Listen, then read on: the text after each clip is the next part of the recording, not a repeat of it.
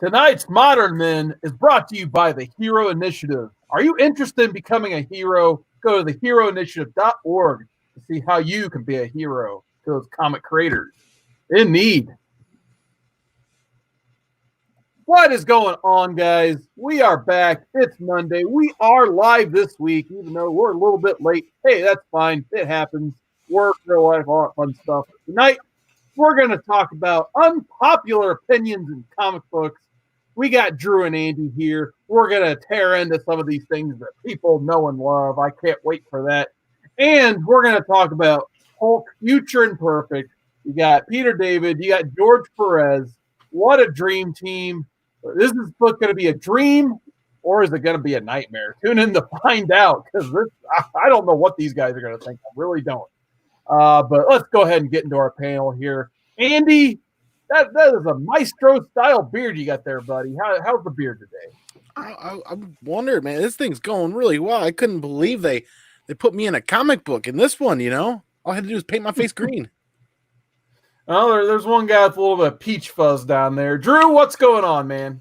Peach fuzz. Look, I'm going to put this dog to bed, okay? Andy, when did you shave your beard for charity? I can't even remember. A year ago now. It had to have been October, right? Yeah. So you got a year of growth in, buddy. You got a year of growth in. I shaved late January, okay?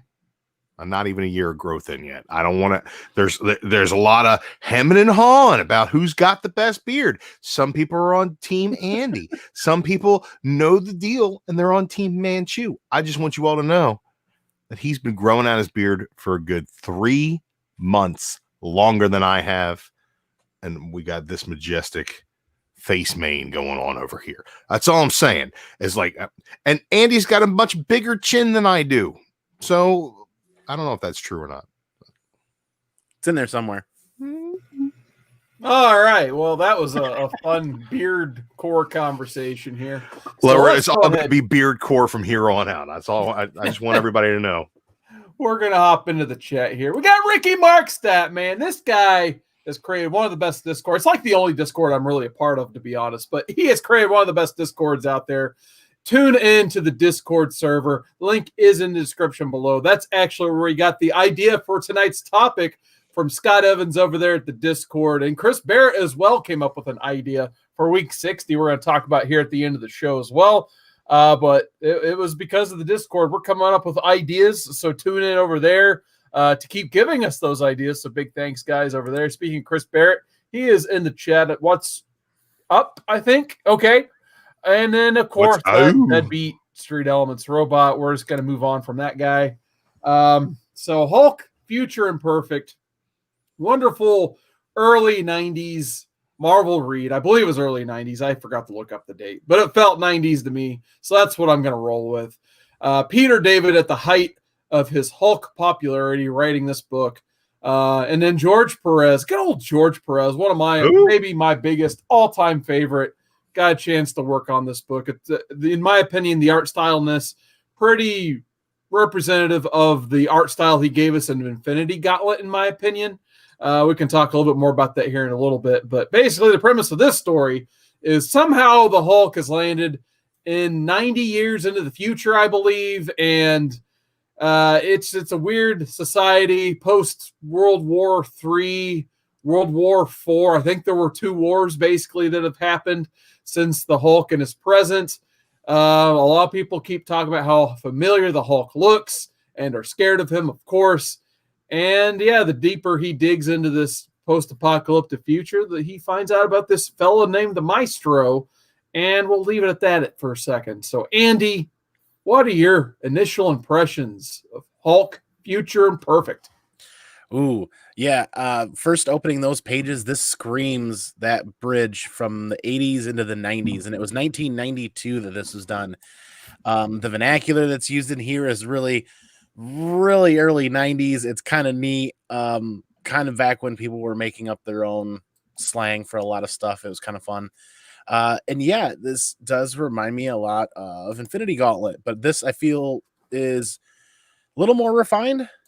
I don't know. This feels a little more solid, a little more refined, because this is what 6 years after Infinity Gauntlet was written. I think 88. That sounds kind of right. Well, yeah, I think Infinity Gauntlet was 1990. Oh, 2 years. Sorry, I was thinking Yeah. like 88 or 87. So I think this was around 92, if I remember correct. And it starts out, and I'm just like, what is happening here? Like I've said before earlier, I'm not the biggest Hulk reader and haven't been. But it ends up coming together pretty nicely, and it was a lot of fun. Nice. What about you, Drew? What do you think of Hulk Future Imperfect? Were you excited that this won the poll and you got a chance to, give it a little bit of a read, or were you dreading this because I know you and George Perez aren't the greatest of pals? I don't know who you're talking about. This person you keep bringing up, not a factor in my enjoyment of this book, because I don't know who that is.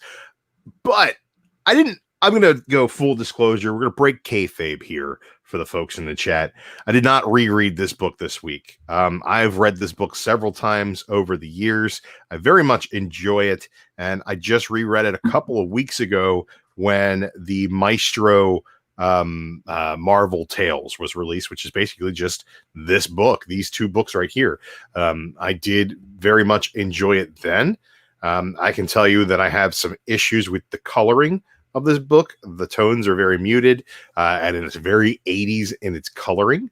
I think that the artwork is very highly detailed, and there are some really cool landscapes and things that are brought up especially in the first issue, that I think are really well handled.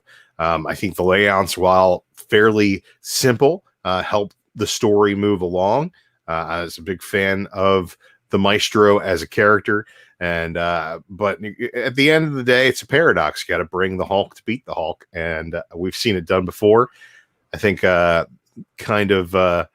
Thanos wins story arc of Donny Cates' Thanos is kind of a ripoff of Future Imperfect in a way, in all the best ways. And yeah, it's a fantastic story. I just really enjoyed it. I love Peter David Hulk, though. I like Hulk in his big brown jumpsuit, like being able to say people words. That's fun. I like fun Hulk. Yeah, absolutely. And that's why I wanted to kind of get in the Maestro right off the bat, because I in my opinion, this is his book, obviously, to have, the Maestro. I mean, it's all about seeing this future version of I don't even know if I'd really call it the Hulk. It's more of Bruce Banner, and he's got control of the Hulk, but he's been so warped and messed up because of seeing all of his friends die and all of these wars and the world just go to hell.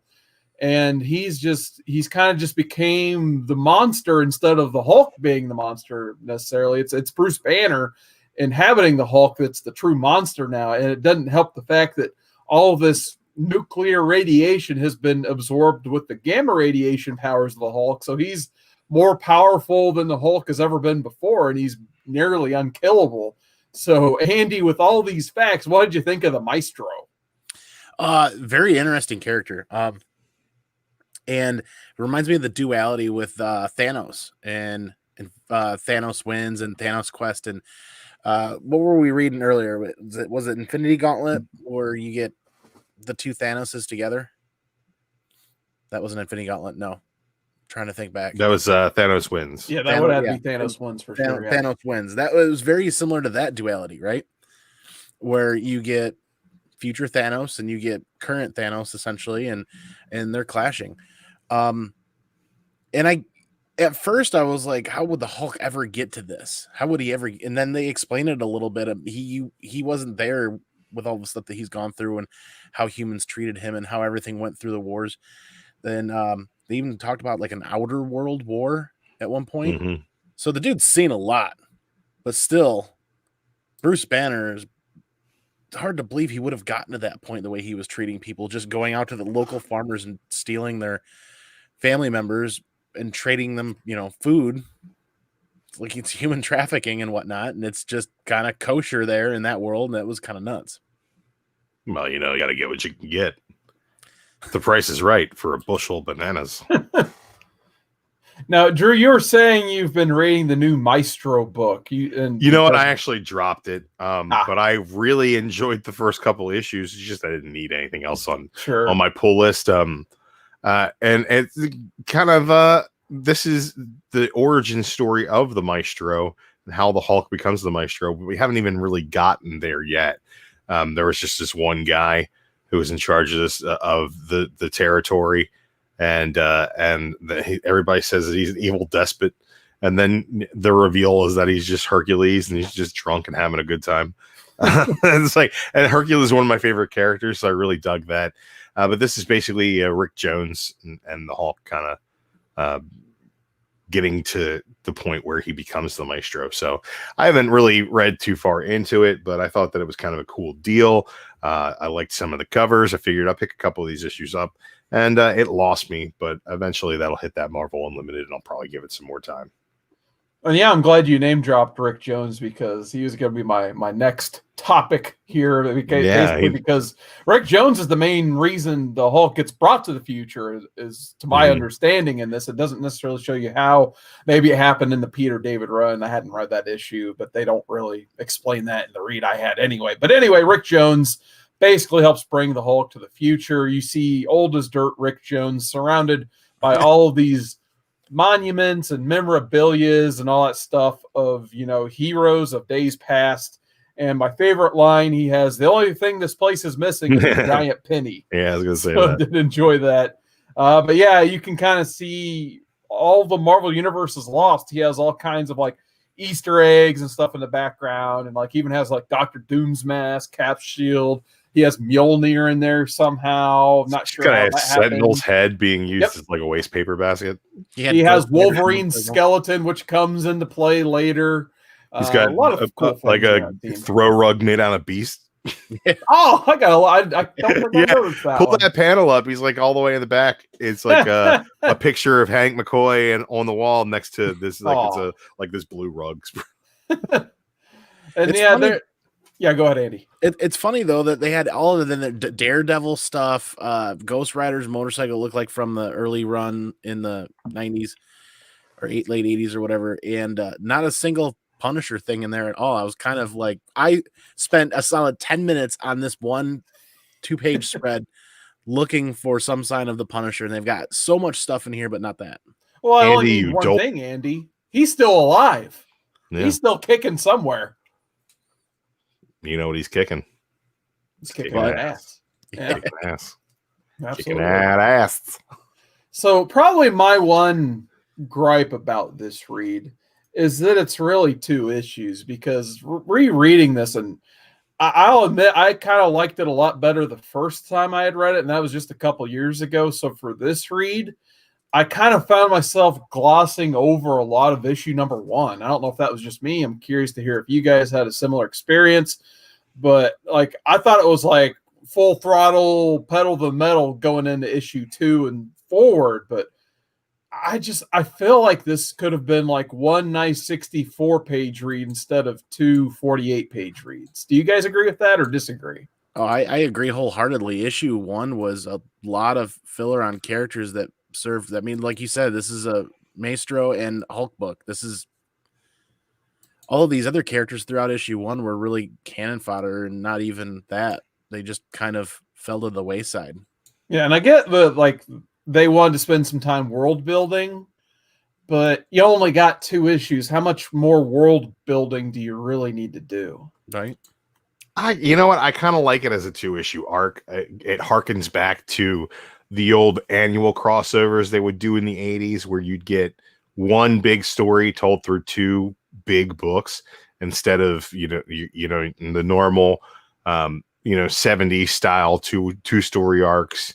But you kind of get more expanded, more worlds built in there. You got more details being thrown in there. So like I think that the Future Imperfect universe though had the opportunity to be one of those alternate worlds where you could visit back and forth, like the Ultimate Universe or 2099 became, or any of these other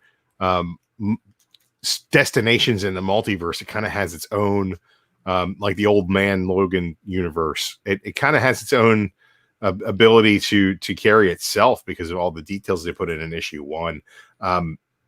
And I think they did a good job with the Future Imperfect story in Secret Wars, the Secret Wars tie-in.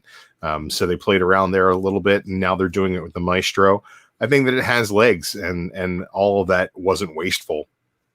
Because again, you've got all these questions even after the fact of how did Bruce Banner get to this point, and I think it's fun to see that what the Maestro is and what he's done to these people before you even really know who the Maestro is, or I'm sorry, before the Hulk even really knows who the Maestro is. So I really enjoyed it, and I think that was issue 2 definitely more high octane, more action. Was it pumping on all cylinders at that point? Yes. But issue 1 gave you the meat in order to care about it. Sure. Yeah, I get that perspective for sure. But at least you do get that awesome ending of like, they just keep building up, bringing them together. And of course, the closing splash page to issue 1 is just like paging Dr. Banner. It's like you got each banner on each side, and they're just ready for a showdown. So I did really appreciate that book 1 ending. But before we hop into book 2, I do want to say hi to a few people in the chat. We had James Gallegos. What's going on, man? Didn't get a chance to say hi to him earlier, but he's in the chat. How you doing, man? We got William Bird hopping in the chat. He says, at the comic shop I went to in college, week after week, these sat on the shelves untouched while the image stuff flew off the shelves. So much hate. Yeah, I mean, I've actually kind of heard that before, that these things kind of were sitting, but now sometimes I think I've only seen copies of these once in the last few years, and luckily I bought those copies. And then we got Howler Mouse. What's going on, man? He says, maybe no Punisher, but the Bottle City of Kandor. I thought I saw that Bottle City of Kandor. I thought I was going crazy. So Bottle City of Kandor, Kryptonian DC stuff, Andy. You figure that it would take some artist who I've never heard of before to poison these beautiful Marvel comics with DC continuity. They need to draw a giant penny in, though, to get there. Yeah, you didn't get that giant penny. But going into issue 2, this is where we finally get the knockout, drag-out fight between Maestro and Hulk. Actually, I did want to ask you guys, were you guys cool with the name Maestro, or would you have rather just called him the Hulk? I like it, differentiates him, and it shows he calls himself the Maestro, which is this giant ego move that the Hulk just really has never really had that ego issue. The Hulk has always been pure rage, and Maestro isn't pure rage. There's so many more sins within the Maestro, and just his name alone just harkens to that fact. What about you, Andy? I just still feel like it's a name that doesn't necessarily ring with the character. Drew's right, but I just wonder if there's something that they could have done with another name that held true to what Drew was saying there. I think the Hulk even says at one point, he's like, oh, they call you the Maestro. And he's like, yeah, because I killed everybody else, so shut up. I can call myself whatever I want. Differentiating him is important, right? Yeah, and Drew makes some great points, but that title just doesn't really roll off the tongue and make me think Hulk or Future Hulk. Sure, no, I get that, but yeah, I am kind of in Drew's camp here. I'm glad they gave him a different name, but I do see what you're saying. They could have gave him something a little different, but hey, we weren't in the complete extreme 90s yet, so it could have been like the Obliterator or something stupid like that. Who knows? But yeah, sits a little bit more artistically than anything else they probably could have called him. I agree. At that point in time. Unfortunately, nowadays, I just think of WCW's The Maestro, and no one wants to think about that guy. He sucked. But anyway, since the Maestro is so overpowered and he's got nuclear energy and all that stuff, and at the end of the day, he just has more experience, he pretty much bests the Hulk through not only pure brute force, but he also like takes one of his own women and like was like gonna Jason sleeping bag her into the ground as hard as he could. But Hulk won't let that happen, and he ends up snapping his neck.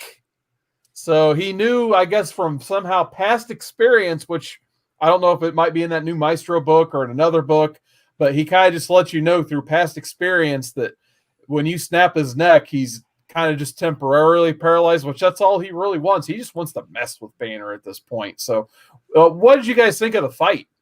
Oh, dude, this is like two Super Saiyans from Dragon Ball Z. Just like there's one panel that looks pretty similar to that too. This was epic. This was no holds barred, goes right into all the action, a ton of fun. And like you said, he grabs that chick and almost rips her apart, then tries to Jason sleeping bag her right into the ground. And that, of course, gets the Hulk, a reaction out of the Hulk finally, calls his bluff. Dude, this was good. This was really good. This was a ton of fun. What about you, Drew? Any notes on the fight? I mean, he kicks him in the nuts. Yes. Oh, yeah, he does. Right? And he like, the Maestro is like, I'm gonna make this thing like, you know, all these people are gonna be stuck in the rubble, and when you like get all sissified and try to take care of the innocents, I'm gonna just like put you in a sleeper hold and then just snap your neck. And it was pretty badass. I think I love that fact that like the Maestro throughout was just really talking a lot of shit to the Hulk, just talking all kinds of. He's like, oh, like, you know, I'm just paraphrasing here, but he's like, you little whippersnapper. I remember when I was your age. You know, it's like, and he like hits him. He's like, it's pretty good for me when I was young, like you. I think he's pretty dope, man. I really enjoyed this book.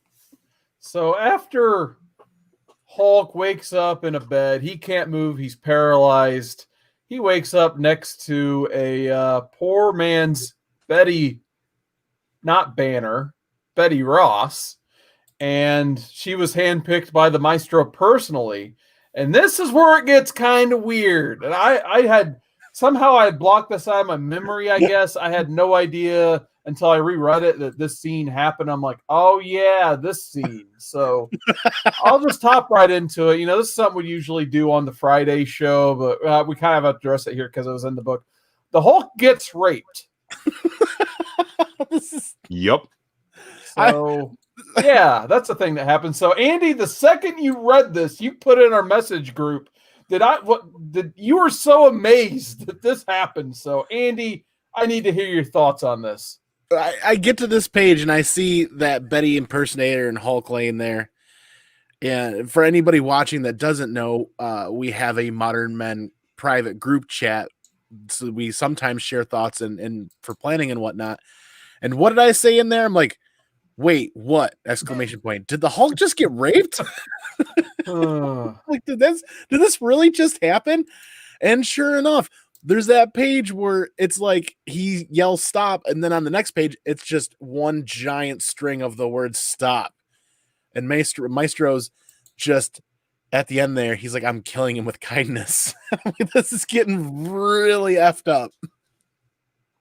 Yeah. What about you, Drew? Look, if you're gonna rape me, send a girl who looks like that. That's all I'm saying. Like, I'm not saying that he had any agency in that moment, but I mean, that's nothing to be complaining about. Come on, let's be real. Hallermouth says, I thought she just put a headlock around the little Maestro and tossed the green salad. That's called the green trombone. Oh. All right, so we're going to just move on to the next point. So I'm glad that's over with. So the other thing they kind of address here is why doesn't like Banner kill himself or do anything like that to avoid the existence of the Maestro? And they actually, I wonder if Avengers Endgame kind of ripped this part off to explain their versions of time travel and stuff, because they kind of explain the Reed Richards theory of time travel, whereas someone travels forward into the future, they can't necessarily create a new timeline. It's an already splintered timeline because the person coming from that past, that's their perspective. So they can't change it. If they change their own perspective, it would become a paradox, basically. Yeah, he says his existence is assured because he doesn't remember. Right. He never remembers going forward in the future. So if the Hulk kills himself, then that has nothing to do with Maestro because he already exists. Yeah, and he kind of says, like, he can't really prove or disprove it. It's obviously a hypothesis formulated by Reed Richards and then former hypothesized by him, but it's a pretty good point. And like I said, it's kind of the same thing they did in Endgame, where they do the whole thing with the time stone and what's her name trying to explain, like, how they really can't Right. change time. It's You see that not whole Back to the explanation, Future too. rules. Exactly. Sorry, Legend. So yeah, that was kind of like the other big note that came from there, and you got to get to see the Maestro wanting to call Hulk's bluff. He gives him a gun, like, yeah, go ahead and kill yourself, see what happens. I'm not gonna die. It'll just be funny on my perspective. So obviously Hulk's like, yeah, you're probably right. So he gives him the gun back, and no one dies here. And then yeah, it just you really just get to see the Maestro screw with Banner here, basically. Like that's when he takes him to that farm and finds that teenage girl. Is like, yep, she's got good teeth. She's coming with us, and just so he can kind of show Bruce what he's turned into, basically. And that's where it gets, he becomes really methodical. I think that's where you see how truly evil he's become. Yeah, but his ways make sense at the same time. Like these. Just be real for a second. Yeah, it's not cool that he's like starving people or trading their daughters into sex slavery. Like that's certainly not the coolest thing in the world. Let's go ahead and go on a limb and say that we can all agree on that. But at the same time, all of these people would be dead without him. Sure. Yeah. That's where it becomes an very interesting story. You can only skim as much cream as there is to skim. You know what I'm saying? Like there's, he's just taking a little off the top. Yeah. And they did mention that he was sowing or planting more nutrients in the soil for the farmers so that as they continued to plug away and grow crops, they would just get better and more bountiful and better as time went on, and his land would become more prosperous. So there was an investment that he was making. Yep. So we'll start winding down the story here. So it ends up they have to go back and attack, his best friend, and that's where you get to see him go into the basically the Museum of Artifacts, basically, and he doesn't last long in this. Like Rick Jones gets thrown into Wolverine's skeleton and immediately just gets eviscerated. So Wolverine kills a guy in this book, and he's not even in the book. So Rick Jones, he gets Wolverine clawed immediately. And that's where Hulk gets the idea of being in that artifact room. He uses Dr. Doom's time machine. So he warps him back to, where the gamma bomb went off. And you actually get to see young Bruce Banner running away from the gamma bomb. And then you have that really cool splash panel where you have young Banner on one side, and then you have old man Maestro Banner on the other side. I thought that was an awesome splash. Maybe my second favorite splash page besides the one where you get to see that room with all the artifacts for the first time. So what did you think about how they got rid of the Maestro, Andy? I enjoyed that quite a bit. You think about Alpha and Omega, so to speak, the beginning and the creation and the end. He came in with a bang, and now he's going out with a bang, so to speak. Drew? I think this is a really cool kind of trope that they've used since in Hulk books. I know that there was that Marvel Now run where he became like a time traveler, agent of S.H.I.E.L.D. or agent of time or whatever the hell they called it. I don't remember. He was doing some sort of time travel gimmick, and he tried to use this gimmick to beat that time traveler guy. And that guy was basically like, that's not going to work twice, dummy. I'm a master of time. So it was actually pretty cool. They called back to that. But yeah, cool way of beating yourself is sending him to the past before he was he had the chance to get you, and then doing away with him there. So I dig it. Nice. I still think that the dead body of Rick Jones laying on top of a skeleton, just impaled. It's just hilarious. Yeah, poor old man. Hey, at least he lived that long, I guess. But yeah, the story ends. Basically, he gets cremated, and then he gets put on top of Cap's shield, and Hulk gets to throw Cap's shield, and he gets to go on one last adventure, basically, with his nice little Cap shield prop, and all's well that ends well, I guess, in the future. But like you said, they kind of depended on Maestro, and now they don't have Maestro, so maybe we'll see one day what happened to these people without Maestro. Right. So let's go ahead and give some final thoughts and scores here. So, Andy, what are your final thoughts on Future Imperfect? As far as score, I'm at a 9-2 I'm in a 9 too. I agree with Drew on the colors. I think the colors could have been done a lot better in the book. It does scream early 90s. The art was consistent and enjoyable. I think the whole first half of the book could have been done quite a bit differently. It was fun. It was definitely a fun read, and I would read it again, but it didn't quite hit a lot of those high marks that I like to see when I'm reading a book. What about you, Drew? There are a few things about this book that I could do without. And let's go ahead and run down the negatives real quick. The coloring, me and Andy talked about it already. I think that it dates the book.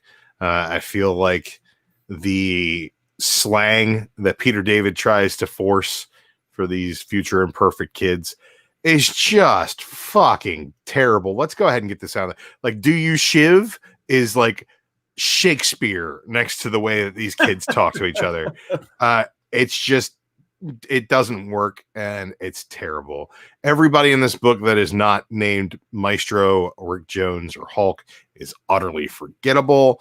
And beyond that, I'd say it's a 9.2. It's a really great story. I think the way that they use the time travel stuff is something they built on in the future of the Hulk's kind of continuity. And I dig it. I think that it's a lot of fun. Maestro is a terrible villain, but at the same time, kind of the most enjoyable because you can see from his point of view. Maybe it's a bit skewed and a little bit intense, but you don't know what would happen to you if you were the only one that survived. I think this is a little less villainous than him being the head of a clan of inbred babies he had with his cousin because she was the only one who could handle his sperm. I think that's a little more dark and twisted than this is. But I like the Maestro. I love his design. I think the fact that he's just an old, angry Hulk. Like, not only is his hair gray, but like his skin is like graying as he ages. Like he's fading from being, the big green gamma, but at the same time, just a really, really great character. And I think that all the negatives get erased by how awesome the Maestro is in the end. So like a 9.2. Yeah, can someone call Marvel like right now and tell them we want the tag team match of the Hulk and the Maestro teaming up in an unholy alliance against the inbred hillbilly cousins from Old Man Logan? Yeah, let's do it. That'd be pretty awesome. I think maybe it's going to happen in Hulk's head during Immortal Hulk at some point. I think we could go ahead and slap it at 8.5 on this overall. Like I said earlier, I felt like this would have been a stronger, like 164-page issue than two separate issues. I get that they wanted to build up this world, but Drew, I think you put it perfectly. Like everybody not named Rick Jones or the Maestro or the Hulk in this story was very forgettable. There's like a couple characters that are in this whole thing we didn't even talk about tonight because like, were they worth talking about? Maybe, because but kind Janice, of not really. That's why. Fuck Janice. Yeah, you have Janice, and then the other guy who actually ended up trying to kill the Hulk to prevent the Maestro from existing. Then the Maestro finds out and crushes his head like an egg, basically, and that was his best part. So, other than that, very forgettable. But I really enjoyed the Maestro story. The rape thing was just so weird. I completely forgot it was in this book. But like I think Hallermouse put it in the chat earlier. He says later Peter David did a story where Better kept trying to kill himself and the Hulk kept stopping him. I think Betty died and he thought he was on a path of the Maestro. He thinks so. It would make sense that the Hulk encountering a version of Betty would be very troublesome mentally to him. So that's probably where Peter David was going with the scene like that, but it just nowadays it's definitely not aged that well at all. So I think 8.5. I really enjoyed the Perez art. Obviously, he's one of my favorite artists. But like you guys said, the 90s coloring, yeah, it's definitely dated at this point. I always like keep the low bar we had from Dark Empire in terms of 90s coloring. It was at least better than that. The Dark Horse style coloring from Dark Empire, that was pretty gross. It wasn't that bad, but I could tell it was like probably a slight downgrade from Infinity Gauntlet, which like says about a 2-year difference. So it would be probably a very similar coloring system. I really liked the art in Infinity Gauntlet. It got really better in the second half. But I liked the art in the Infinity Gauntlet, and I think the same guy might have done this. Never heard of him before, but we've read a couple of books that he drew, and I think that Infinity Gauntlet is the high mark, and this is the next step up, or I'm sorry, the next step down. I really enjoyed all the characters that took part in the Infinity Gauntlet, but I think like as far as like the DC Crisis stuff, I think this is kind of head and shoulders art wise above that stuff, in my opinion. I'm just going to agree to disagree and move on. Okay. All right. So before we go into our unpopular opinions topic, which Drew, you can kind of elaborate on that here in about 5 minutes. Hulk the End was also included in the trade. If you guys out there read the really? paperback version of it. So Andy, you read the trade on Comixology. So that means you got Hulk the End as a part of your read. So did you get a chance to read through this? And what did you think if you did? I did. And I honestly think that the end was infinitely better than Future Imperfect. I'll cut right to the chase and say the end was a solid 9.6 for me on a score. I enjoyed the artwork. The coloring was but it's amazing to go from these two stories to right to that, and it blows your mind with the way the coloring is laid out. It's Del Keown, though. How was that depressing? Yeah, that was depressing that's exactly what they were trying to get the reader to feel while you read basically Bruce Banner and the Hulk. They're it on the world, on the whole world. They're all that's left. There's nothing left. And the Hulk wants nothing more than to be alone, and Bruce Banner wants nothing more than to die. So this journey they take in this book is ultimately really depressing. Yeah, I mean, it definitely depends how you look at that storyline in Hulk the End. I mean, I think it's my favorite Hulk story of all time. It was one of the very early ones I read. I think it came out about 10 years after Future Imperfect, to put it in perspective there. So I think it was around 2003 that they came up with the end concept at Marvel. They had several different things called the end. I think I still need to read Marvel the End, which that's the Thanos wins storyline, basically. I think Starlin and Ron Lim did that one. And they did a Punisher one as well. And actually, I think they've brought it back semi-recently. But I think, the gold standard for the end stuff is still Hulk the End.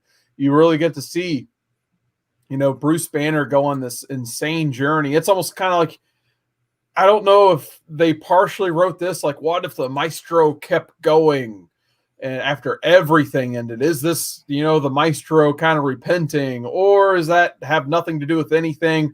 And it's just Bruce Banner and the Hulk 200 years after the end of the world. But you get to see this like inner battle between Hulk and Bruce Banner that's been going on for centuries. It starts off with Bruce Banner being held captive basically when the Hulk just gives up on the world, and he hides in like that original Gamma cave, but he seals it shut. So when he turns into Banner, Banner can't leave. He can't escape. He is trapped there until Hulk feels like letting him out finally. And it takes like divine intervention basically for him to get out, is when this like alien monitor shows up, and he's just kind of like, oh, we thought all the humans were gone. It's a shame you're still alive, but we're going to chronicle you because you're the last human to make sure you don't like repopulate the world somehow. We're just going to keep an eye on you till you die. And there's also, he drops the line where the Kree and the Skrull actually form an alliance to celebrate the end of Earth, basically. So I thought that was kind of a funny line in there. But yeah, it does get pretty dark at the end where, Banner, he's envisioning getting to see all of his friends in heaven, but Hulk, he will not die. He refuses to die. And then somehow Banner gets to make that choice. He just keeps feeling his chest tighten the whole story. And he finally lets go of Banner, and Hulk is happy to be alone. And then you get that final splash panel. He just goes, Hulk feels cold. And then you just get a cold shiver down your spine as you close the book. Like there's really no other ending like that I can think of. It's dark, it's dreary, but it's a cool story, and I really respect that they decided to tell that story. So yeah, I'd probably say 9.6 as well, Andy. I would completely agree with that score. Dale Keown on the art is a 10 out of 10. Absolutely. He knocks it out of the park. Absolutely fantastic. Maybe his the best work. I know he does a lot of great stuff on Hulk, but yeah, he brought his A+ game on that book. for It's sure. I'm trying to remember, but I know that Banner like tries to kill himself by throwing himself off the cliff, and like then starts reconciling, like he's killing himself because he hates himself. And then the Hulk, he just turns into the Hulk, and Hulk's like, I hate Banner for trying to kill himself. Yep. Like, and he just turns into the Hulk and he can't kill himself. It's great. Like you can literally see even the thought boxes switch when he turns into the Hulk from Banner, and they're like both talking. There's a literal switch in the boxes, a conversion. And I thought that was really awesome. I would love to see more of that in Hulk books. Let's see what the chat's got to say here. James Gallego says, Marvel does not leave any stone unturned. Anything left will always be back. That's when we were talking about them revisiting the World of Future Imperfect. We got Vince McLean, the comic machine, in the chat. What's going on, Vincent? Nice to see you in the chat tonight. Hallermouth says, the end was influenced by the story of Prometheus, stealing the fire from the gods and paying the price. Absolutely. They even talk about the direct influence of Prometheus in the read as well. He definitely is name dropped throughout. Vincent says, I haven't read this specific one yet, but Maestro I really liked. Oh, you'll absolutely love this one then. Yeah, it's the origin, brah. Yeah, I liked how the Maestro is like the end all be all ultimate stunk Hulk he could get. And Gallego says, like the end of the TV show, just hitchhiking down the road alone. Absolutely. Yeah, the Hulk is, at the end of the day, he is kind of a sad character. And when you kind of strip away his friends, his teammates and that stuff, it's just him and the Hulk. And that it does get a little sad. But just think of the cue, that music, and get that going. But you know what makes us happy? When Downright Nerdy Podcast joins the chat. What is going on, man? Nice to see you in the chat tonight. But I think it's time, fellas. We got to address some unpopular opinions. So big thanks once again to Scott Evans, who, by the way, absolutely hated Future Imperfect, hated Hulk the end, and decided that was an unpopular opinion. I want to hear you guys' unpopular opinions in return. So did you guys get a chance to think of any unpopular opinions that you guys have and want to address on Modern Men tonight?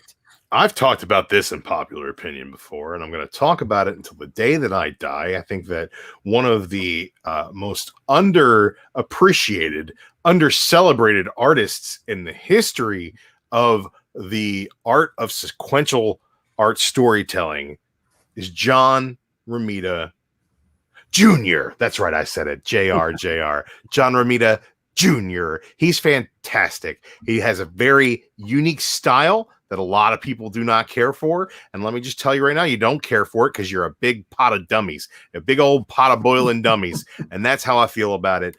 JR is fantastic. Some of the stuff he did in the All-Star Batman that just came out was 4 years ago, like with the Rebirth stuff, really, really killer. His kick-ass stuff is really good. I'm a fan of the stuff he did with Jeff Johns on Superman when he came onto that title. I think it was just like really big set piece action things going on, kind of minimalist storytelling with just big biff boom pow pages. And I think that his style really worked for that. So there's a lot of things that people don't like about his style, say it's too boxy, too geometric. I think that the clean lines and the way that he fits things into that geometric style is just that is what he's trying to do. It's like saying, oh, I don't like pop figures because they don't look like the comics. Like it's a different art style. It doesn't suck. It just, you just don't fucking get it. I think my opinion on John Romita Jr., I really enjoyed John Romita Jr. I'll be honest. Like, I think his Marvel work is far superior than his DC work. I think that's where a lot of people's issues with his stuff come in. Like his Daredevil stuff, it's great. Spider-Man, obviously one of the best Spider-Man artists too. But I think where he really stands out, one of my personal favorite, more modern runs that he did was the Wolverine Enemy of the State with Mark Millar. I think he did phenomenal work on that book. It was a great little run that they had together. I would highly suggest, anyone, Romita Jr. fans, read that. But just any of his Superman work I saw, I just did not like. So I get why people criticize his art, especially recently. And I never really got into the All-Star Batman stuff. I'll be honest. Like I kind of just, there was a cool Jock cover after that, I kind of just tuned out. A run of great Jock covers. Yeah, Jock. Yeah, he's awesome. But Andy, do you have any opinions on Romita Jr.? I know he probably did a Punisher or two. quite a few. I grew up with that JR logo and a lot of Punisher work as a kid. A lot of his work is near and dear to my heart. Some of my favorite covers he's done over the years in the Volume 2 run. And I feel like some of his recent work, though, doesn't hold a candle to what he used to do. But I love that. Love seeing that logo on Punisher covers on some of the Punisher runs that I grew up with. I think back when he was doing those Punisher runs, he was doing a lot more imitation of his father's style than he was doing his own style. And I can see where that evolved. I just think that he does a lot these days that he's making a stylistic choice, and people are like being like, that doesn't look like what I want it to look like. Well, no, but it looks like what he wants it to look like. Mhm. And I don't think it's as divorced from a realistic style as something like a Bill Sienkiewicz cover would be. But I think you're getting that same look. I think that when you break down the work he did for Daredevil, when he really started developing his own style, it was a lot of interior she was doing for Daredevil. And he took a lot of cues from what Frank Miller had done on Daredevil as well, and applied that to his style, and kind of had this amalgam style between Frank Miller and his father that I think is really, really works for me. Yeah, definitely. Yeah, I agree with that 100%. I think once he started to establish his identity on Daredevil, that's where his work really stood out for the first time. I mean, I know he did the Spider-Man stuff, but I mean, yeah, his list of work is pretty extensive. We could talk about that all night. Maybe we should do a show on Ramita Jr. Yeah. But before I get into an Andy pick, I do want to see if the chat has any unpopular opinions, and Howler Mouse comes in swinging with one. New Mutants 98 is an expensive, crappy comic. It's nigh unreadable. Yeah, I mean, it was at the height of like that. Well, it kind of led into the extreme 90s boom. Like that was definitely one of the forefathers, I guess, because what was that, like 91 probably, and then once the Image founders went and founded Image, that's when it was in full swing. But yeah, it was so great that it made Louise Simonson, go to DC, and Rob Liefeld really take charge of the New Mutants and X-Force stuff. So one day I'll read all that Liefeld stuff, but yeah, probably not anytime soon. It's hard to read. Yeah. Don't you have that Marvel card? You can always make us read X-Force Volume 1. It's on the ground somewhere. I do have. I'm definitely not going to pick that. I pretty much already know what I'm going to pick, and it's not bad. All right, Andy. What about you? You got any unpopular opinions today? I do. Nice.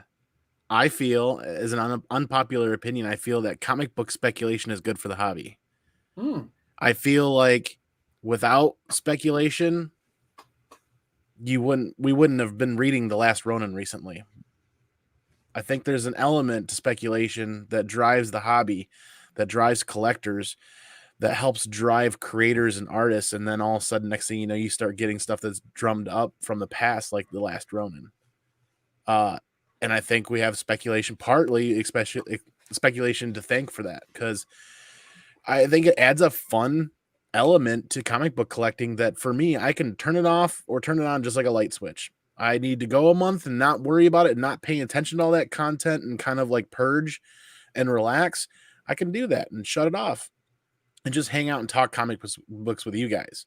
And then sometimes I get some weeks where, like, oh God, Last Ronin's coming out. Good thing I pre-ordered a couple of those copies, and I can really hone in and pay attention to that stuff. It kind of adds a unique element of an interesting kind of cheap lottery ticket sometimes. And it's like, that's why even in the 90s, when I was a kid, I would buy a reader copy and I'd buy a collection copy, and I had separate collection boxes.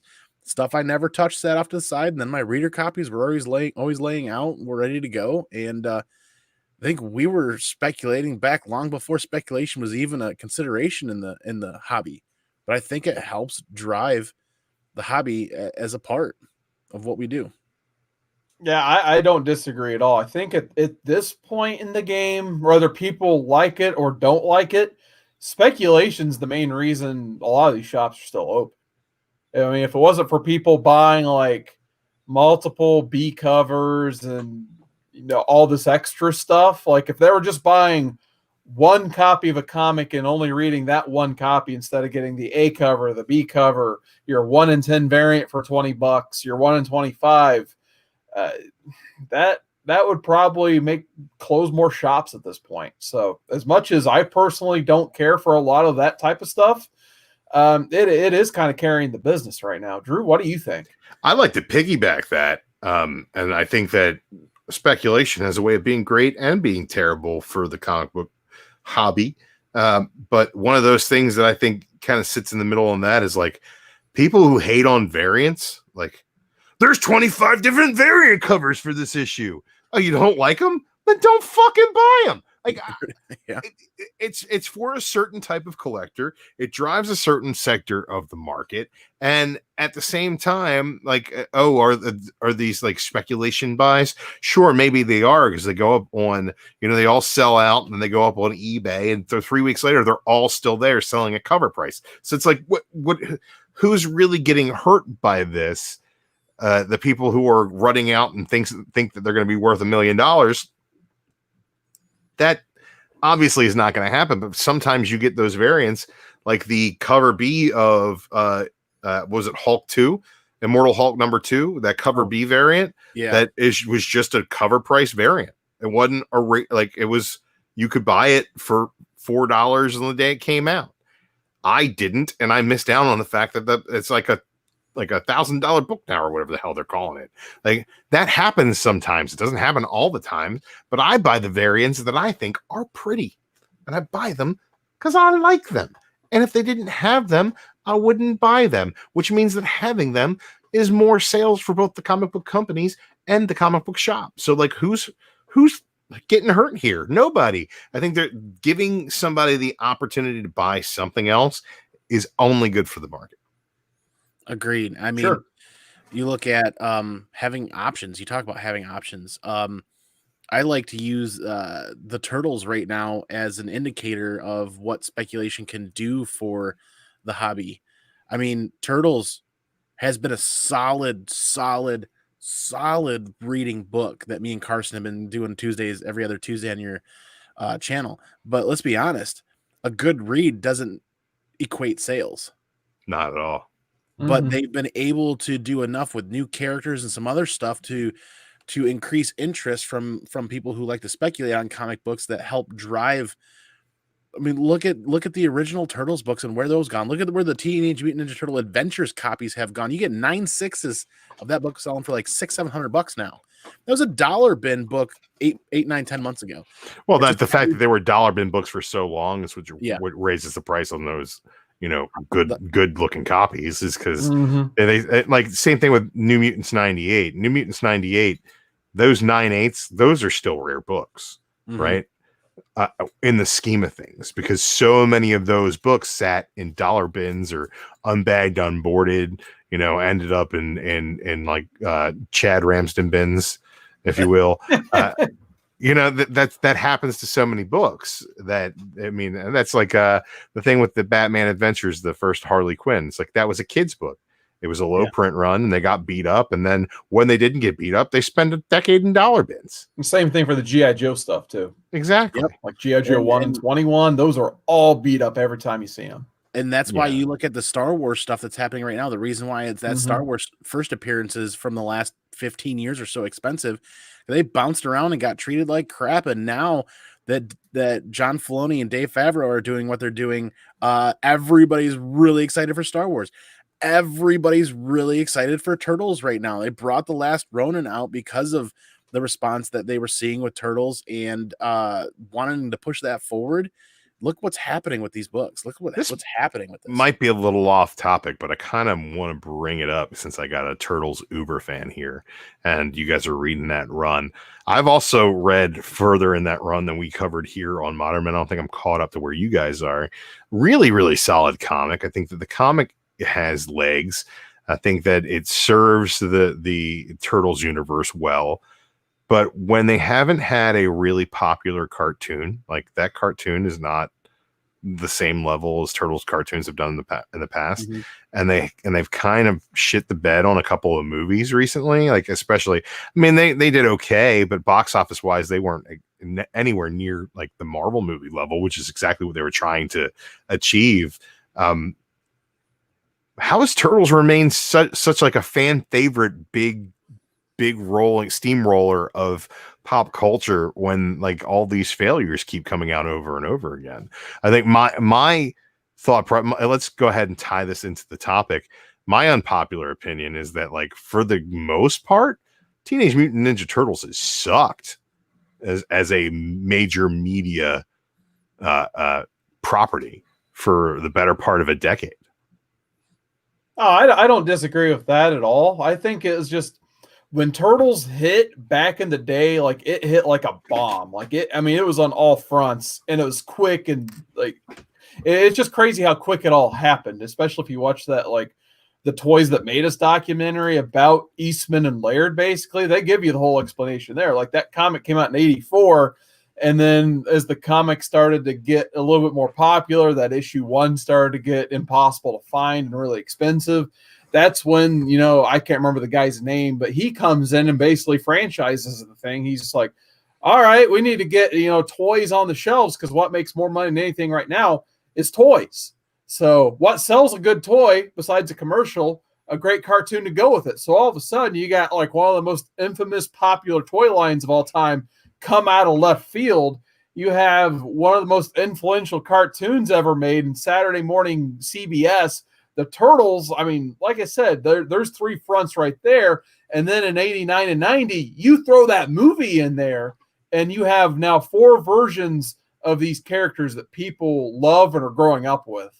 So right there, there's 4 different versions of nostalgia that are just being seeped in, like, all these people are in their 30s now. So you're infected, is what you're saying. So yeah, sure, pretty much. Infected by the turtle virus. Before we get to your unpopular opinion, Carson, since you haven't offered one up, I want to go to the chat real quick. Yeah, absolutely. Make a highlight. This segment is called Unpopular Opinions, Chris Barrett, not Smoking Crack with Chris Barrett. Yeah, I agree, Drew. I don't know. There's nothing what you're thinking there, popular about just being plain wrong. Okay, so a lot of people like to be plain wrong, so obviously you're on the right side of history there, buddy. Yeah, I did want to get to the chat, though, because I do want to hear from the chat about their unpopular opinions. We got, by the way, Ricky Marks says 90s Turtles was the best. Absolutely. There's no denying that, in my opinion. Chris Barrett says week 1 speculation buys are horrible for the hobby. Let's see. Drive foot traffic to those LCSs, man. Yeah.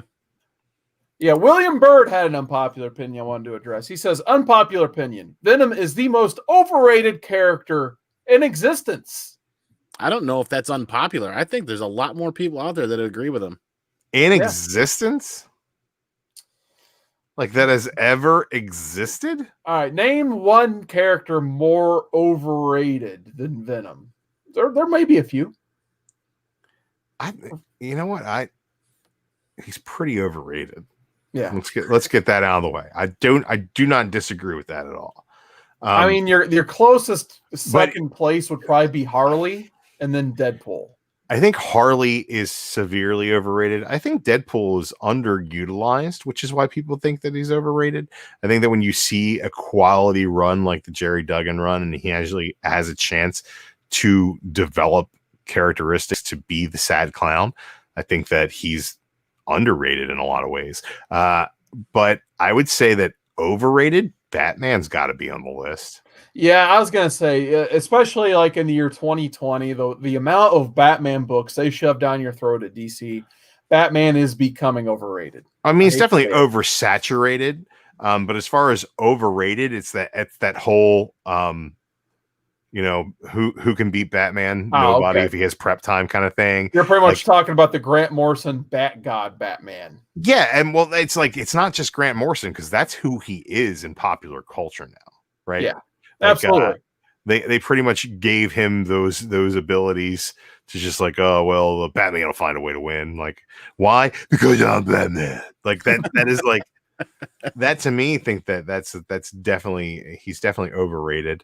I think Wolverine's got to go in the conversation but he's definitely a better character than Venom. Oh yeah, absolutely. I think the thought process by Hollywood that Venom could carry his own movie is proof of how overrated he was as a character at that point, even because he's a footnote in a Spider-Man story. Like his entire origin is like a Spider-Man story, and like his entire motivation for the first 10 years of his existence was Spider-Man, and they didn't put Spider-Man in this movie, and it's just like, why the hell would they do that? Yeah. And you could almost say on the same side of the coin that Joker is becoming overrated too. Oh god, that movie is certainly overrated. Yeah, I do agree with that. So yeah, definitely Venom is definitely very high up on the overrated character list. Yeah. I couldn't agree more, William Bird. I think all of this null is coming nonsense is just kind of feeding into the overratedness of Venom. And I think that just because Kate's had some quality storytelling moments throughout the run, I won't poo-poo the whole thing. But I think you're going to get a lot more people on your side saying that Venom is overrated. So then, go ahead, Andy.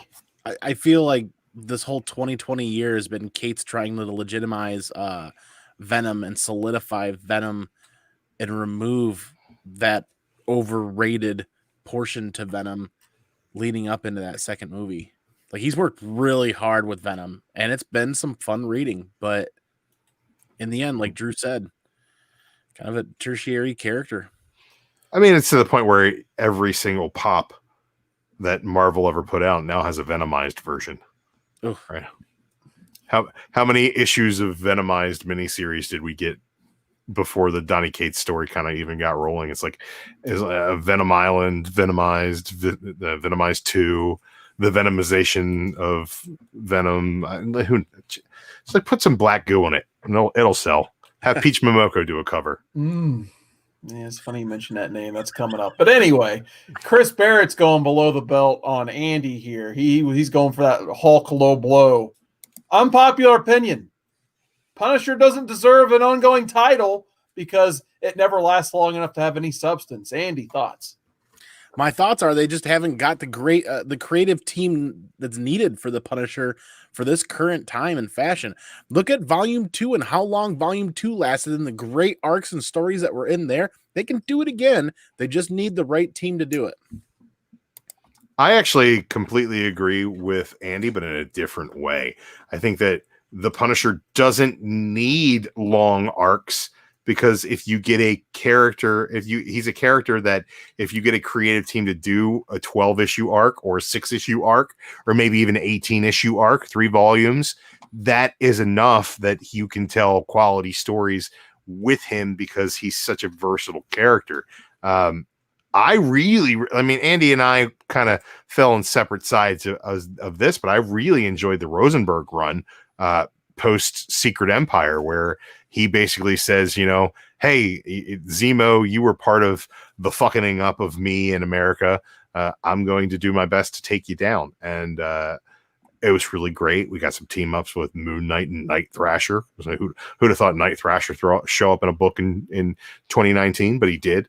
And it was great. So I think that if you get he's not made for a giant, let's just say like Jason Aaron on Thor over the course of 7 different volumes and 3 different titles for 10 years. I don't think anybody's going to take Punisher and run with him in that way.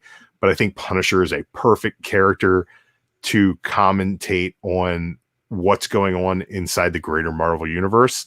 And he's a great lens for creators to see through. All right, we got Count Von Strangers in the chat. What's going on, Count? He says Deadpool might be a little more overrated. I think he's comparing that to Harley, my comparison earlier. Let's see who else we got. Barrett, next unpopular opinion. Donny Cates isn't a good writer. We're just going to move on from that. Jeff Schultz is in the chat. What's going on, Jeff? He says, one love from Chicago. We also got Captain Comics. Howdy, mateys and mermaids. What's going on, Captain What's up, Captain Comics? Ahoy. And then Hallerma says they need to remember Punisher is a villain, a serial killer. That's almost like, what do you think about that? Completely true? Nah, I mean, Punisher started out as an anti-hero, right? It's a vigilante. Vigilante doesn't necessarily make him a villain. Just depends on your definition, I guess. You could go J. Jonah Jameson on it. Spider-Man's a villain in his mind. I love when we read Daredevil, Volume 1 by Zdarsky. That was a fantastic commentary on, Daredevil was definitely seen as a villain by what was his name? Cole, the new detective in town. He definitely saw Daredevil as a villain, but then Punisher's like, yeah, you're one of us. And he's like, I'm not a villain like you. And it's like, yeah, but Punisher, he's trying to clean up the streets in his own way. And he doesn't have time for the red tape. Does that make him a villain?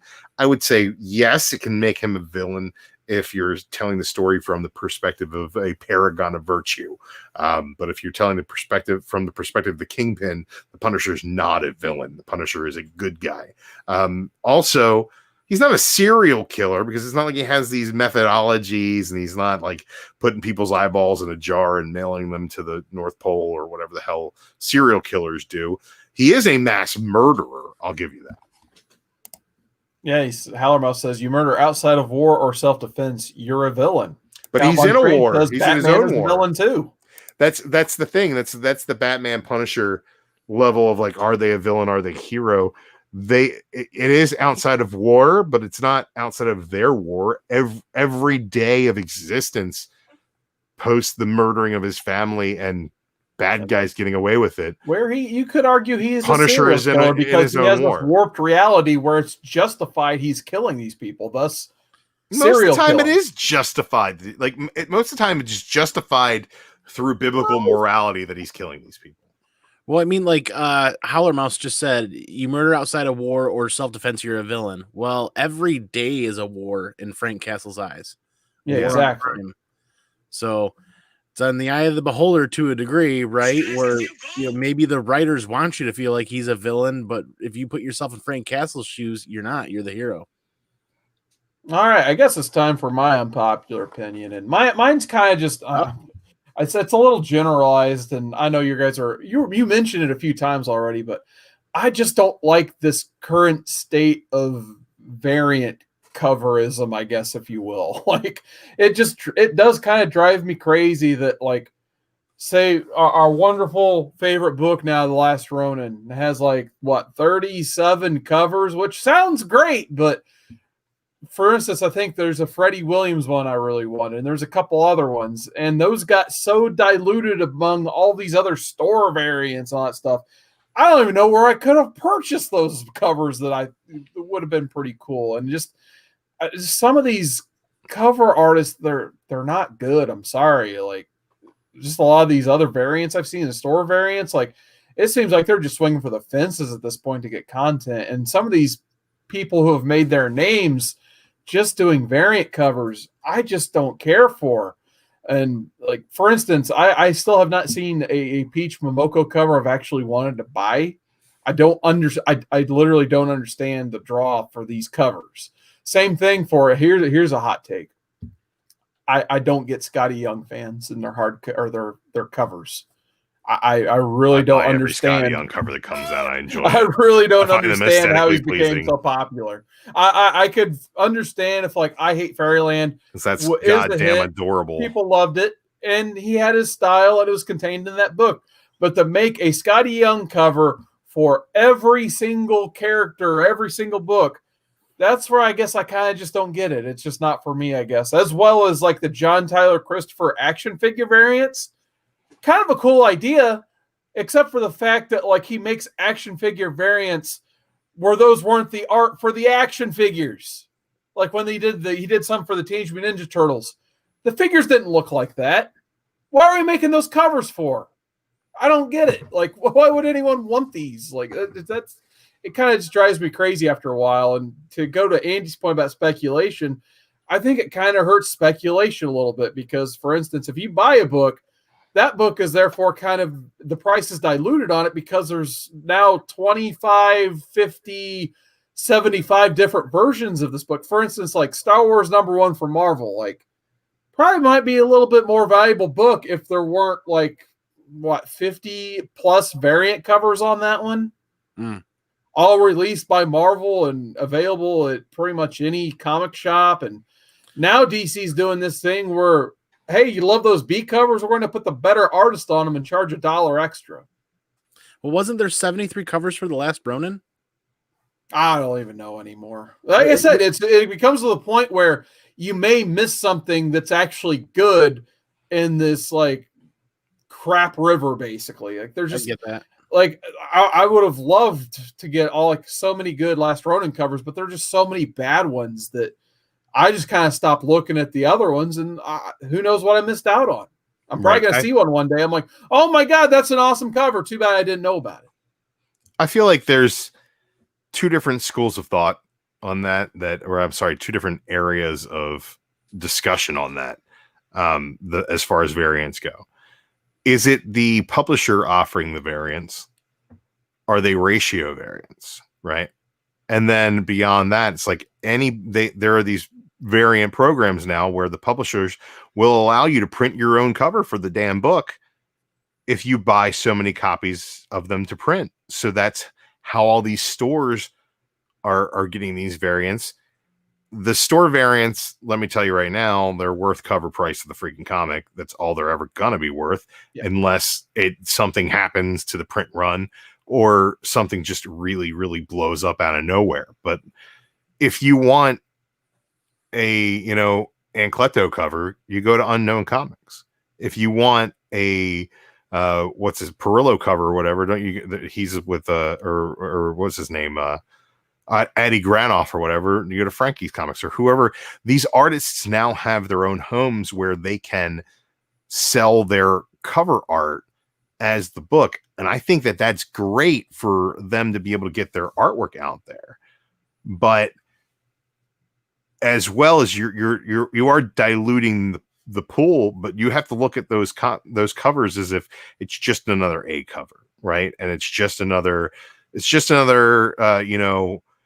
Marvel does these cover price variants where they're always cover price the week of or whatever, but they do a different variant program for the month. So it's like the Alex Ross Timeless variants, where they weren't an incentive variant, but at the same time, you could collect this line of variants. I do a lot of that because I just find the different lines of variants to be interesting. But sure. You're right. When Marvel releases a book that has 17 different cover price variants, those variants are then now not worth anything more than the actual book was. It kind of dilutes the value of the book. But those incentive variants are the things that are actually going to increase in value because they're actually a rarity. Mm-hmm. And it does make the A covers worth less because there's so many of them printed in order to get those ratio variants. So right. Does it affect the value of the books? Sure, it affects the value of the books, but in my opinion, still, like, what if you're buying comic books as an investment and you're buying new books as an investment, you're investing wrong. Mm-hmm. Well, there's two key factors to this really quick too, Carson. Yeah. Is I think the market, not just the comic book market, but the market in general has spent the better part of the last 30 years conditioning us to become completionist collectors. Mm-hmm. Phrases from gotta catch 'em all with Pokemon and a lot of this other stuff. And then you look at what's happened with 2020 in our current world situation. Shit you not, for people that don't know, almost all books coming out are returnable. And like they allocated the Last Ronin stuff. Like even if a company ordered 100 copies of cover A, but they only delivered 50 copies, they still got all 10 of their 1 in 10s. They still got all 4 of their 1 in 25s. So people were massively ordering. Shops are still massively ordering books come out because almost all of the books are returnable right now. Almost all of them, especially the indie stuff. Almost all of the indie stuff is returnable. Well, that plays a really big role in the value of a lot of these books that come out and makes them a lot less valuable, in my opinion. Like what Drew's saying, I'm adding ammo to what Drew was saying. And then those the store variants are capitalizing on completionist collectors. It once was what used to be a niche market is now becoming more of a norm in the market to be a completionist collector. And I struggle with that too. I only allow myself 2 titles at a time that I'm working on to be a completionist collector until I complete something or until I get bored of something, because I know I can't financially be stable in this hobby if I start doing completionist collecting with everything that I love. There's too much out there. It's just like YouTube. There's so much amazing content. You can only take in so much at any one given time. Yeah, absolutely. And like I said, I don't hate variant covers altogether. I really do enjoy, like, for instance, like Ninja Turtles. I think they have a pretty good situation now where you have an A cover, you have your B cover that Kevin Eastman does. There's it feels special when Eastman does it because he's the creator of the Turtles, obviously. And then they'll throw the retailer edition in, which is fine. You give the retailer one book and they can mark that up or sell it at cover price to whatever they want. They can do what they want with it, and that's it typically. And Last Ronin came out, and obviously they kind of went wild with that because they knew it was going to be a big deal.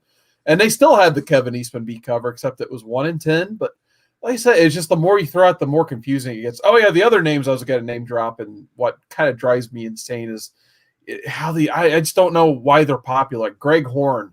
I'm not a big Greg Horn guy. I don't understand why so many people like him. And then Art Germ at first was great, but his recent covers, the colors have just gotten so much worse. It's really all the same. Yeah, exactly. I think a lot of people are just realizing that they're the same. This doesn't really matter how beautiful Joshua Middleton cover is; they're all the freaking same at this point, right? He does some one different. I disagree with. I think Middleton he does tries some, to diversify himself, right? But it's so much work. Every portrait you see it's just a portrait, right? It's I get it. Think there's no action there. I get it. Right? They all blend together. It's like, did you see the Middleton Wonder Woman 78? Oh, is it this one? No, that was Middleton's 72. Oh, okay. Well, is it this one? No, that was the 74. Well, what makes the 78 different? Well, she's got her hand up next to her head. And it's like, all right, I guess. And I get that. I get that there's, and that's another thing that all the prison ones for me. Right, yeah. Right. And don't get me wrong, every Jenny Frison cover is beautiful, but they don't stand out from each other enough sometimes. It's like you get, for like the Marvel Now stuff, Alex Ross was doing all of the Amazing Spider-Man covers, right? So Amazing Spider-Man 1, 2, 3, they're all Alex Ross covers.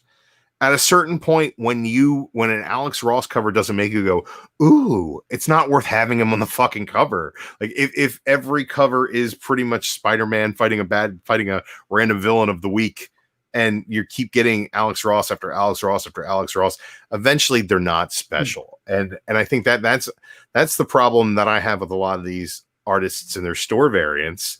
It's like, a Clayton Crane cover is beautiful, but you put 20 of them in a row and I can't tell which one's which. Like, it loses its luster. And it's not that they shouldn't be able to do that. I think that that's great that these artists are leveraging their popularity in order to make money outside of the two-party system that's Marvel and DC, basically. Sure. You can do creator-owned books all day, but at the end of the day, you might make more money as a cover artist throwing down a Batman 100 cover and letting another website sell it, trade dress variant, black and white. Right, you make one drawing, you have 8 different ways of selling that drawing. You can also get the print and CGC sign it. You can do anything with it, and that's a great way for these artists to really make a living. And it's great that they're being contracted out by these different stores, and also in order to get, like, I order things from Unknown Comics a lot because I like a lot of their variant covers, and I'll end up buying things that I probably wouldn't buy to get a bulk deal on things. And that's going to get me interested in other artists who are also doing things for that company. And I think it's good for the economy of comic books from a creator standpoint. I think from a collector standpoint, though, if you feel like you're getting taken for a ride, it's probably because your expectations are a little bit out of line. But I definitely see where you're coming from, and I was going to respond to the DC Comics in their defense, right? When they take the better artist, they put them on the B cover, and they charge you an extra $1. They also give you a cardstock cover for that extra $1. Okay, so they saw that as something as an option to get people to buy books that weren't worth reading. Okay, I have a lot of DC books over the past couple of years that were pretty covers that were simply cover buys because, yes, it's a beautiful Jenny Frison Wonder Woman. No, I'm not going to fucking read Wonder Woman. Like you couldn't pay me, but I will pay you for that pretty picture on a cardstock cover. There are some pretty awesome comments in the chat I want to get to. So Howler Mouse, once again, he says variant covers. Only in comics can you imagine anyone else trying to sell those. Life, Time, Cosmo, or Band. Same music, 73 different album covers. Now, no, there are very few magazines. Actually, there are definitely albums that are released on variant colored vinyl and with variant covers for the albums as well. That is actually a big thing in physical media collection right now. That's true. Yeah, I was going to say, I know Mondo Shop, the Mondo posters like I got back there, they also do vinyls.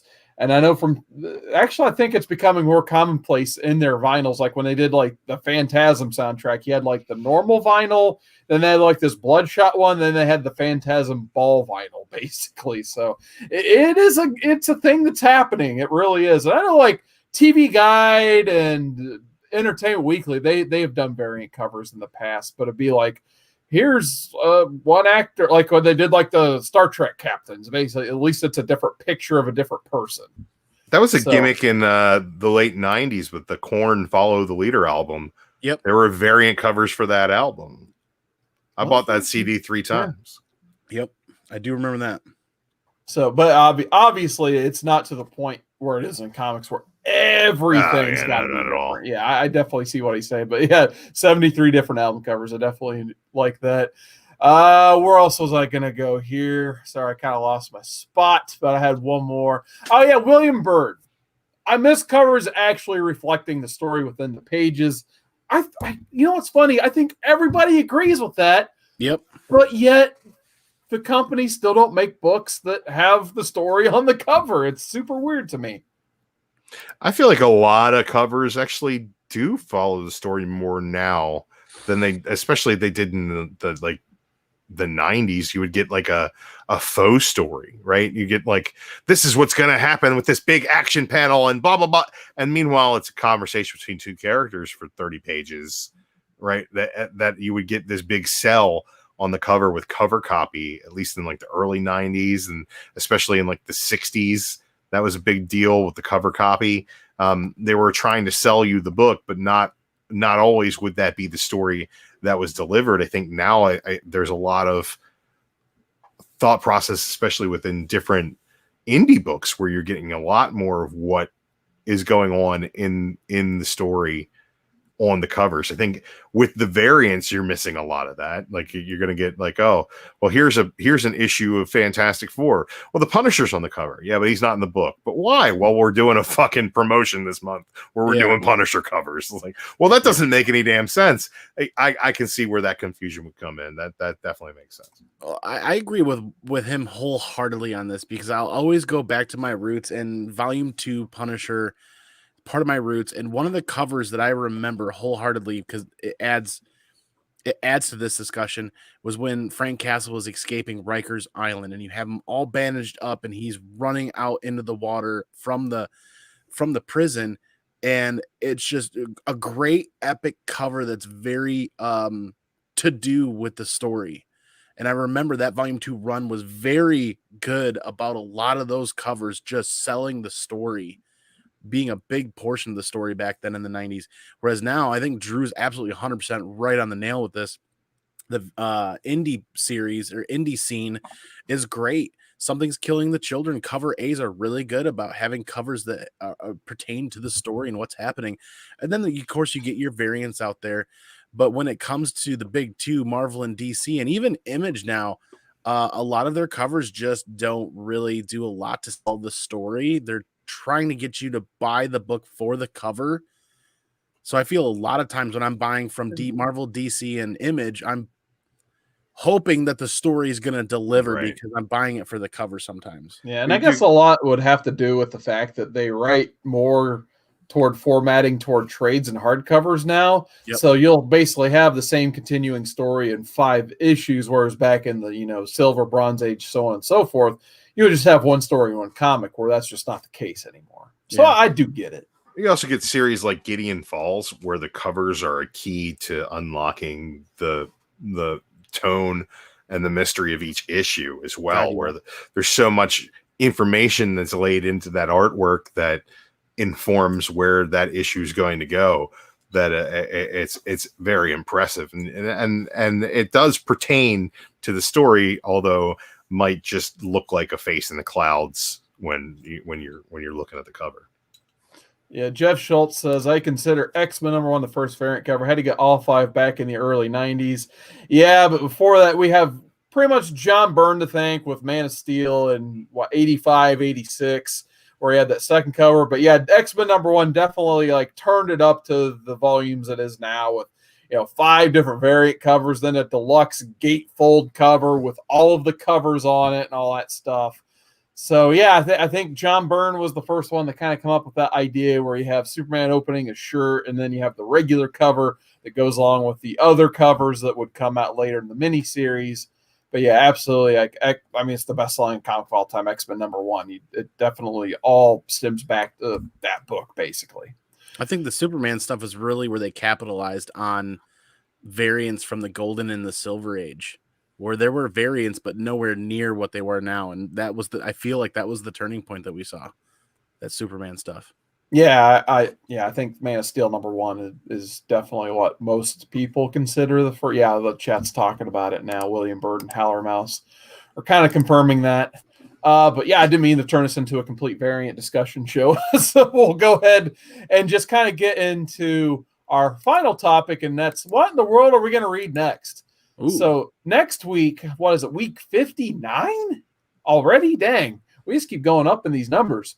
We're going to read Teen Titans, the Judas Contract. So we're going to go late bronze, early copper. We keep dipping our toe out of the modern age, even though we're called modern. But hey, these stories, in my opinion, very influential to the stuff you're getting now. That Judas Contract, who drew that book? Oh, it's funny you mentioned that. Our pal we got a chance to discover today, George Perez, drew that book with his writer, favorite collaborator, Marv Wolfman. So Marv Wolfman, George Perez, Teen Titans, very famous run, and we're going to figure out if this run is going to live to the hype. And how about this? Maybe next week for a topic, we can kind of loop this in all together maybe. How about characters that got the best character reinvention? Ooh. So maybe something to think about there. You got Nightwing, obviously. I was going to go story. with how many times has we tried to redo this story with Deathstroke and the Titans? Man, we can talk about Nightwing. Every fucking Titans run. You can talk about Red Hood. You can talk about Harley Quinn. There's all kinds of characters you can name drop. So think of those characters now. We'll talk about them next week. And then week 60? Week 60, unless there's any wild card shenanigans before the show ends. Chris Barrett over on the Discord. So join the Discord in the link below if you guys haven't had a chance to already. I asked for ideas for topics, and Chris Barrett came up with celebrities and comics. So I thought that was a pretty awesome topic. So I figured for the celebrities and comics show, we would try to come up with 5 reads for you guys to vote on. And we're going to obviously read the winner. So the first one on this poll is Deadpool by Brian Posehn with that some better help win by Jerry Duggan. Better win. Brian Posehn, stand-up comedian. What better person could write Deadpool? An amazing run, and I hope to get a chance to revisit it. And I don't think anyone's going to be disappointed if this one wins, but it does have a lot of competition here. The next one I got a chance to read on Comics of the Atom recently, but I figured for the sake of this show, it needs to be on here. Astonishing X-Men by Joss Whedon. So I don't know if that's worth reading. Yeah, absolutely. So Andy, I don't know if you've had a chance to visit Astonishing X-Men yet, but I think it's just watch the motion comic. It'll say there are motion comics of this thing. There's definitely deluxe hardcovers. It's pretty much Essential X-Men if you haven't had a chance to visit it. But when I think of celebrities in comics, I had to put this one on the list because I think it really started the momentum of Marvel again, coming out of bankruptcy and going into their Hollywood state they're in now. Daredevil by Kevin Smith. I don't think we'd have a lot of things if it wasn't for this run.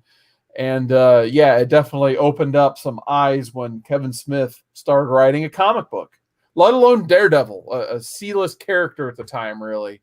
But yeah, Kevin Smith by Daredevil had to be on this. Next one is an interesting one because, it's when someone from Hollywood came in and you kind of saw his Hollywood work really step on what he was trying to create in comics. And that's Ultimate Hulk versus Wolverine by Damon Lindelof. He was on his big, Lost ride, basically. Everyone loved this guy from what he was doing with Lost. So he decided to use that momentum to try to get himself to write a comic book. And it was a solid one, but unfortunately, release dates plagued it. It's like a 3-year wait for the end. Yeah, it was like a 3-year wait or something like that. But I figured, why not go ahead and throw that on there? Really good book. Yeah, it's a solid enjoyable read once you get down to it. And then the last one, it's got a lot of notoriety recently because of the Netflix series, so we kind of had to throw this one on there too.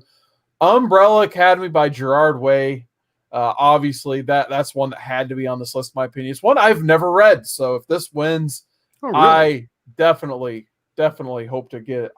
I'm kind of rooting for this one, honestly, because I've never read it before. So I was actually thinking about it after you posted this, and I think I just gave it a thumbs up in the chat.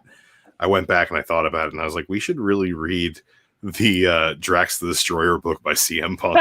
I almost put that on there, but I'm like, man, that one just kind of sucks. We'll always talk about it. It's not bad. It's kind of a fun story, but it's just doesn't. I saw it was average. Yeah, right now I put the vote up earlier, and there's only like one vote on everything, so it could go any way right now. So for sure, Hallermo says, "Geez, that Kevin Smith Daredevil's just one lecture after a speech after a lecture through the whole thing."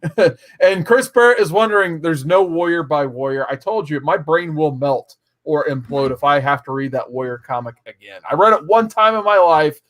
There will only be one time in my life where I read that Warrior comic. Isn't like him eating tuna straight from the can, spouting racist propaganda on the internet? I think there's one where he fights Santa Claus. I bet he does, because apparently Santa Claus is part of the agenda against white people. Apparently, I don't know. Anyway, we don't need to go into Warrior. Look, the Ultimate Warrior is a psychopath. Anyway, Andy, where can people find you? Oh, you guys can find me here every Monday night on the greatest read show ever, Modern Men. And you guys can find me on Wednesday, the greatest comic book show ever, there as well, for some fun comic-related shenanigans. And you guys can find me on my own channel and Pinky's Out Podcast. Don't forget, hit that @ symbol, search ComicManAndy, and you'll find me everywhere. What about you, Drew? I know there's a pretty big event going on this Comic Core channel this Friday. There is this Friday. You can check it out. All the details are at mainframecomiccon.com.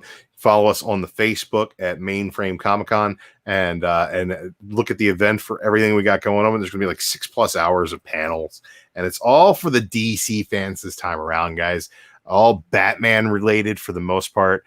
John Suntress is going to be talking to a group of artists who put their stamp on the cape and cowl and how they've shaped the look of Batman over the years. We've got the team behind Batman Black and White coming back together to discuss the impact of that series. We got Tom King, who's going to be talking about the launch of Batman Catwoman, which is happening next Wednesday, not this following Wednesday following this episode, but Tuesday, because DC gets their books on Tuesday. And he's going to be talking about that. We've also got a list of different creators. Every one of them has worked on the Cape Crusader at one point in their career. Some fantastic artists as well. And we're selling prints, CGC, signed slab, remarked books. You can have an opportunity to mail your own books in for authenticated signatures as well. All of this is available at the website, mainframecomiccon.com. Check it out. There's a lot of really really cool stuff coming up for this Black Friday event. So I would just suggest check that out. And normally I do a show with Jason Cantu on Thursdays. This Thursday is a very important time for me to tell him to fuck off so I can eat some turkey in peace. So we will not be doing a show on Thursday. I might run a Comic Core rewind with a turkey in the corner and see what happens. We might do a premiere. Oh, interesting. Yeah, I was thinking about that gimmick. Well, you can find me Twitter, Instagram, YouTube. Just search cwoodard19 or youtube.com/cwoodard19. Tomorrow will be Tuesday night live stream once again. I don't even know what I'm going to talk about yet. I might cover my top 10 favorite copper books. Last week I did the my top 10 favorite modern books. Copper. And shout out to Not Near Mint, Rob Worst. They gave me the idea to count down my versions of their books. So that they've been doing some awesome lists on their Wednesday show as well. And then I got some Turtle books to show. I've got some Marvel graphic novels I got from the 80s and early 90s. So I got some of those in the mail. And then I might hit up some antique shops tomorrow. We'll see what I have to show after that. And I got a piece of original art in the mail to show off. Ooh, so we'll be doing that. And then I kind of I got something in the mail I got to open up too. Oh, nice. And I kind of want to review this Ninja Turtle book written by Dan Slott with covers by Ron Lim. Ron Lim. Yeah, Ron Lim. Classy. So big thanks to everybody for joining us in the chat. Those who joined us in the rewind, and those who joined us in general. We still had 7 watching here. Big thank you to everybody. Until next time, we'll see you later. Thanks, guys. Nevermore.